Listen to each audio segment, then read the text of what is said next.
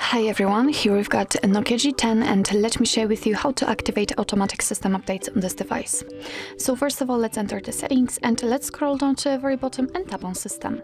Now we have to tap on advanced and enter developer options. If you cannot find the developer options, no worries, we've got the tutorial of how to enable them, how to activate them, so let's check it and go back to this video. So we have to enter the developer options and all we have to do right now is to simply find the option which is called automatic system updates. Right now it is turned off. If you want to turn it on, just tap on the switcher on it, and as you can see, since it is activated, your device will apply updates when it will be restarted. Obviously you can turn it off whenever you want to, the same way.